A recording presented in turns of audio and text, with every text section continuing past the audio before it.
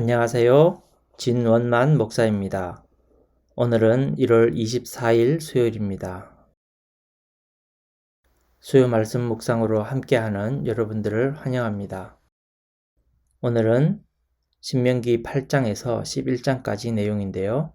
먼저 본문을 다루기 전에 앞뒤 문맥을 한번 살펴보겠습니다. 먼저 바로 뒤 12장 1절을 잠시 살펴보면요. 내 조상의 하나님 여호와께서 내게 주셔서 차지하게 하신 땅에서 너희가 평생에 지켜 행할 규례와 법도는 이러하니라. 비슷한 구절을 하나 더 찾아보겠습니다. 조금 앞쪽으로 가서 6장인데요. 6장 1절 말씀. 이는 곧 너희의 하나님 여호와께서 너희에게 가르치라고 명하신 명령과 규례와 법도라. 너희가 건너가서 차지할 땅에서 행할 것이니. 내용이 비슷하게 느껴지시나요? 하나님의 규례와 법도를 다루고 있다는 것을 청중들에게 계속 상기시키고 있습니다. 그러니까 오늘 본문은 6장에서 11장까지가 큰 단락으로 하나로 묶을 수 있겠습니다. 또 12장부터 이어지겠죠. 그런데 여기서 6장에서 11장까지는 사실 4장 44절부터 시작되는 두 번째 선포에 해당되는 내용입니다. 그래서 거기를 한 번 더 보면요. 4장 44절 몇 구절 읽겠습니다. 모세가 이스라엘 자손에게 선포한 율법은 이러하니라. 이스라엘 자손이 애굽에서 나온 후에 모세가 증언과 규례와 법도를 선포하였으니 요단 동쪽 벳볼 맞은편 골짜기에서 그리하였더라. 이제 제가 이것과 똑같은 패턴을 두 곳을 더 찾아보겠습니다. 몇 장에서 나올까요? 네, 한번 맞춰보세요. 정답은 1장 1절입니다. 너무 쉽죠? 이는 모세가 요단 저쪽 숲 맞은편의 아라바 광야 곧 바란과 도벨과 라반과 하세롯과 디사합 사이에서 이스라엘 무리에게 선포한 말씀이니라. 어떤 점이 비슷한지 감이 오시나요? 모세가 선포한 말씀이 있고 그 말씀을 선포한 지역에 대한 설명이 나옵니다. 이 패턴은 또다시 29장에서 등장하는데요. 29장 1절 호렙에서 이스라엘 자손과 세우신 언약 외에 여호와께서 모세에게 명령하여 모압 땅에서 그들과 세우신 언약의 말씀은 이러하니라. 그러니까 여기에서는 언약의 말씀이라고 하는데 모압 땅에서라고 말합니다. 결국 모세의 선포가 있고 그 장소에 대한 설명이 있습니다. 그런데 1장과 4장 또 29장에서 말하는 이 장소는 다른 장소가 아니라 모두 같은 곳입니다. 세 번을 다른 곳에서 선포한 것처럼 보이지만 실상은 같은 곳이란 말입니다. 모압 땅, 요단 저쪽 어디 사이, 요단 동쪽 이렇게 다르게 표현하지만 같은 장소입니다. 지금 우리식으로 말하자면 오전에는 좋은 씨앗 교회에서, 점심에는 양재동 212의 8번지에서, 오후에는 서초구 매헌로 23에서 모였다라고 말하는 것과 같은 것입니다.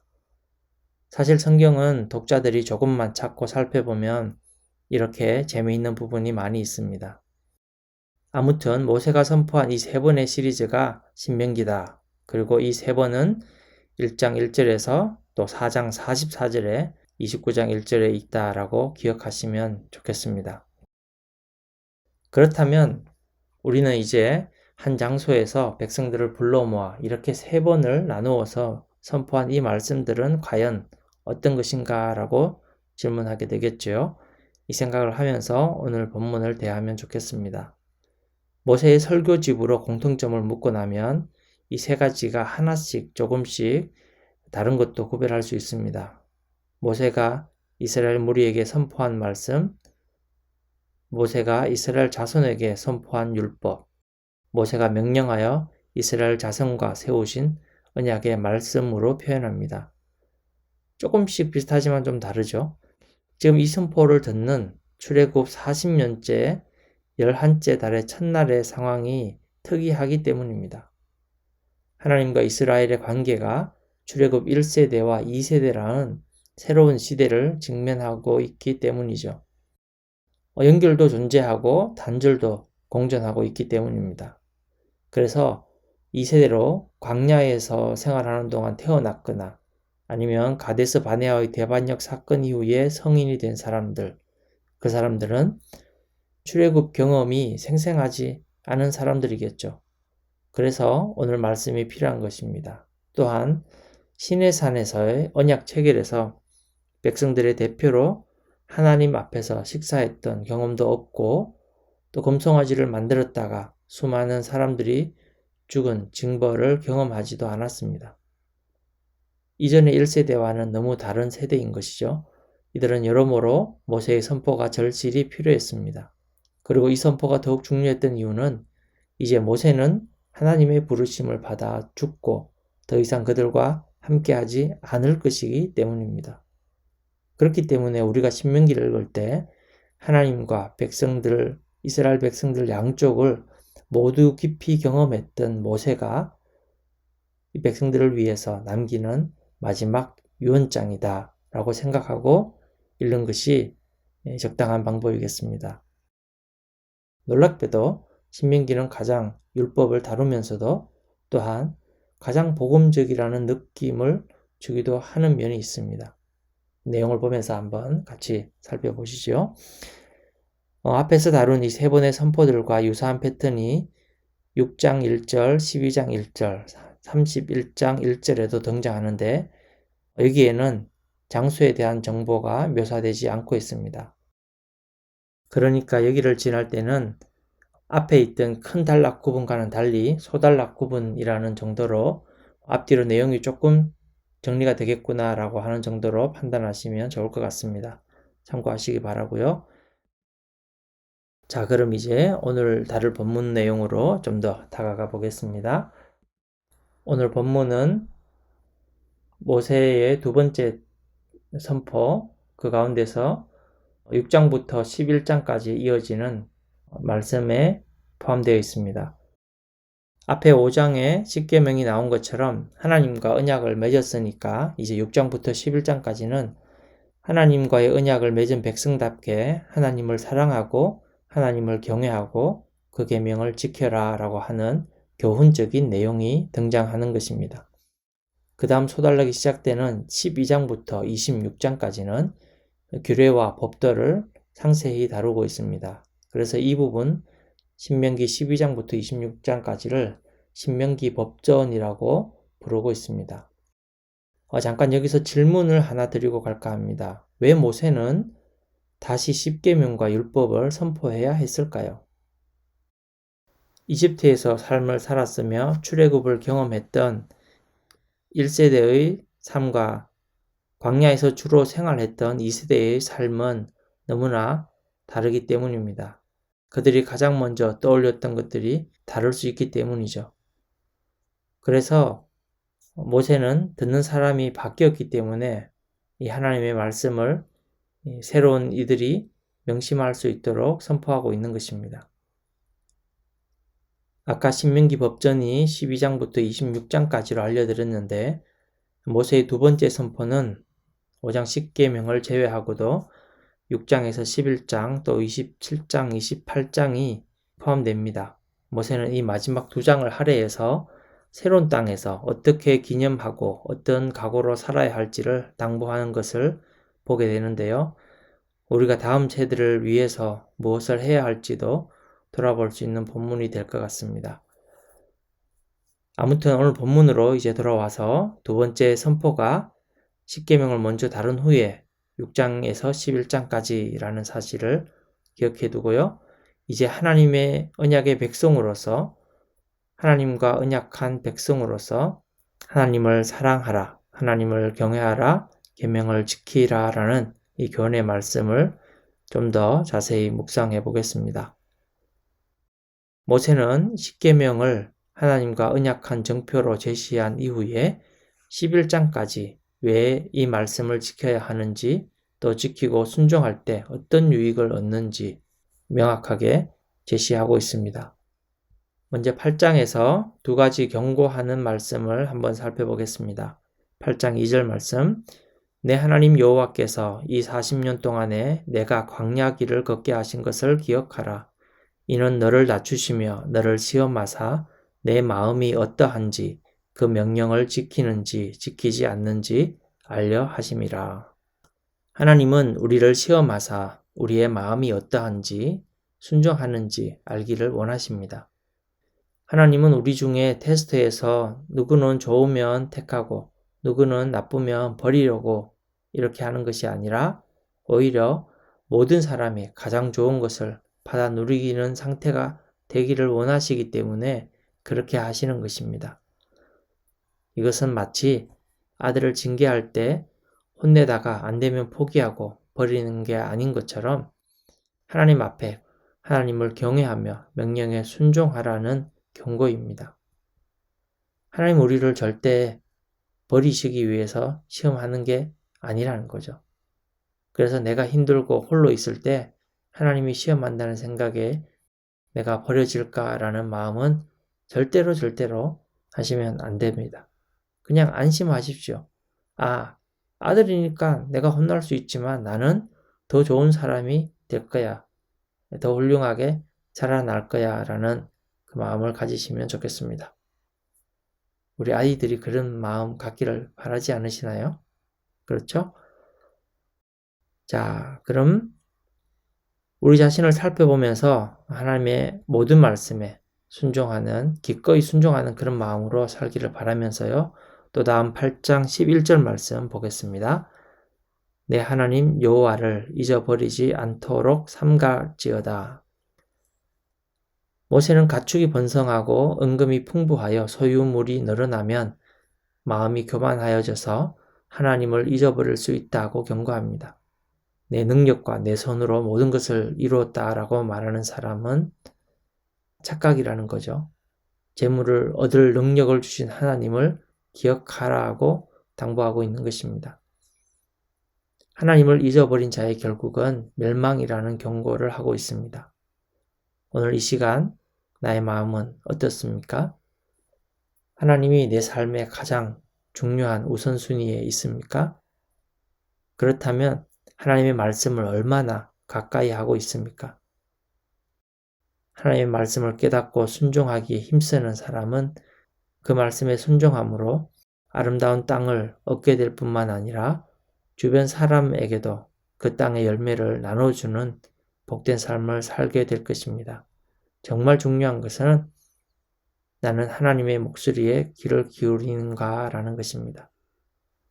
하나님을 사랑한다면 하나님의 말을 듣고 하나님께 내 마음을 기꺼이 다 내어놓을 수 있는 것이겠죠. 또 9장에서는 우상을 섬기던 강대한 나라들이 멸망한 이유를 착각하지 말아야 한다라고 경고합니다. 9장 4절 말씀. 내 하나님 여호와께서 그들을 내 앞에서 쫓아내신 후에 내가 심중에 이루기를 내 공의로움으로 말미암아 여호와께서 나를 이 땅으로 인도하여 들여서 그것을 차지하게 하셨다 하지 말라. 이 민족들이 악함으로 말미암아 여호와께서 그들을 내 앞에서 쫓아내심이라.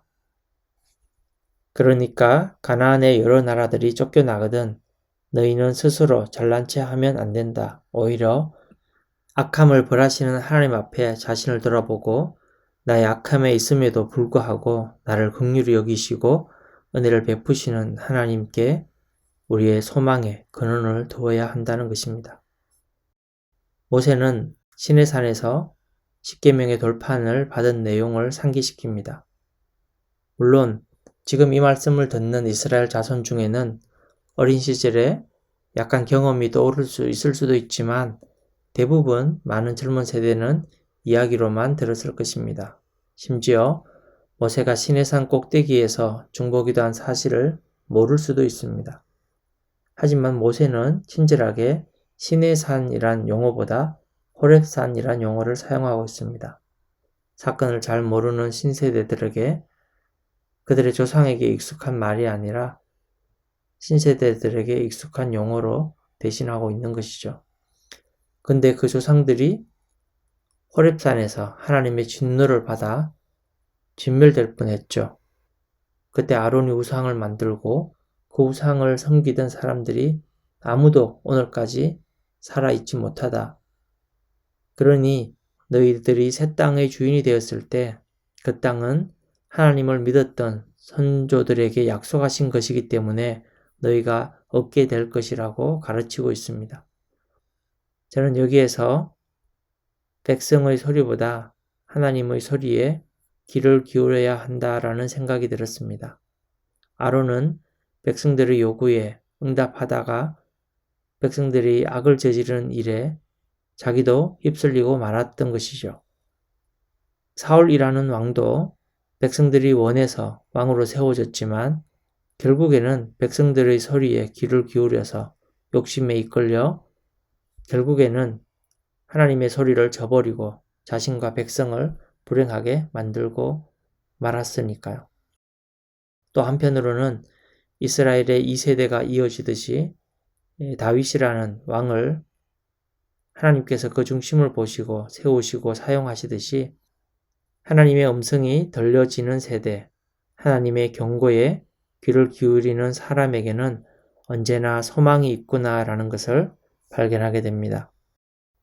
여러분, 우리가 항상 하나님의 음성에 더 귀를 기울이는 사람이 되기를 축복합니다. 우리가 의지할 수 있는 것은 하나님의 능력과 하나님의 택하심입니다. 모세는 목이 곧은 백성을 위해 기도할 때 이렇게 기도했습니다. 9장 27절, 29절 주의 종 아브라함과 이삭과 야곱을 생각하사 이 백성의 완악함과 악과 죄를 보지 마옵소서. 그들은 주의 큰 능력과 펴신 팔로 인도하여 내신 주의 백성 곧 주의 기업이로소이다. 악을 멀리해야 하는 것은 당연하지만 우리의 기도는 어떻게 해서든 모든 악을 다 막아보려는 그런 기도는 아닙니다. 우리의 기도는 비록 악이 우리를 뒤엎을 때가 올지라도 우리를 구원하신 하나님의 역사를 기억하며 드리는 기도이기 때문입니다. 우리는 주님의 백성이기 때문에 주님의 약속을 받아 누릴 수 있는 근거가 있고 그것 때문에 우리는 간구할 수 있습니다. 하나님의 아들이면 책망은 받을지언정 버림을 받지 않는다라는 믿음 위에서 우리는 하나님의 능력과 지혜를 의지하여 기도하는 것입니다. 그러므로 나의 기도가 나에게 일어난 어떤 불행한 일과 슬픈 일로 인해서 내 기도가 응답받지 않았다라는 그런 절망에 빠질 필요가 전혀 없습니다. 모세는 온 백성의 약함에도 함몰되지 않고 한 분 의로우신 하나님께 기도할 수 있는 근거를 찾고 하나님의 능력을 의지하고 간구했던 것입니다. 그리고 그의 간구함대로 이스라엘 백성의 멸망이 아니라 이스라엘 백성의 계속되는 행군을 이루어냈습니다. 사랑하는 여러분, 나의 기도는 이 모세의 기도와 얼마나 가깝다고 느껴지십니까? 이어서 10장에서는 하나님을 섬기는 행복에 대해서 가르쳐 줍니다.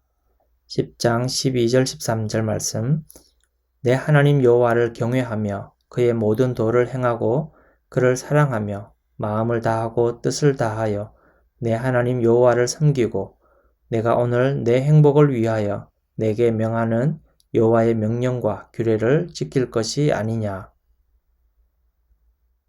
무슨 일을 만나도 항상 다행스러운 결과가 보장되는 길, 행복한 길은 하나님의 명령과 규례를 온 마음과 뜻을 다해 순종하는 데 있습니다.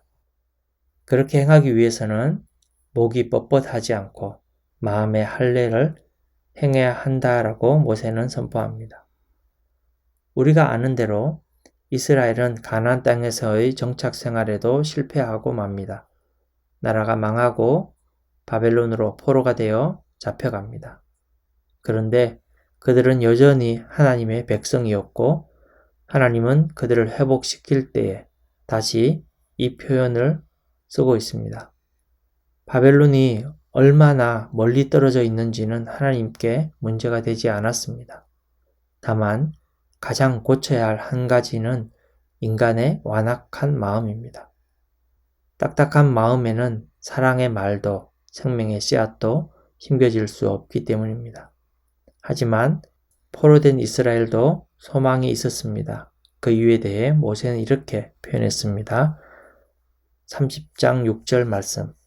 내 하나님 여호와께서 내 마음과 내 자손의 마음에 할례를 베푸사 너로 마음을 다하며 뜻을 다하여 내 하나님 여호와를 사랑하게 하사 너로 생명을 얻게 하실 것이며. 사랑하는 여러분, 오늘 내 마음을 돌아보며 내게 생명 주신 하나님을 더욱 사랑하게 되기를 바랍니다. 나의 주, 나의 하나님을 더욱 사랑하며 그의 사랑 안에서 평강이 더욱 넘치시기를 주님의 이름으로 축복합니다. 저는 다음 주일에 뵙겠습니다. 감사합니다. 샬롬.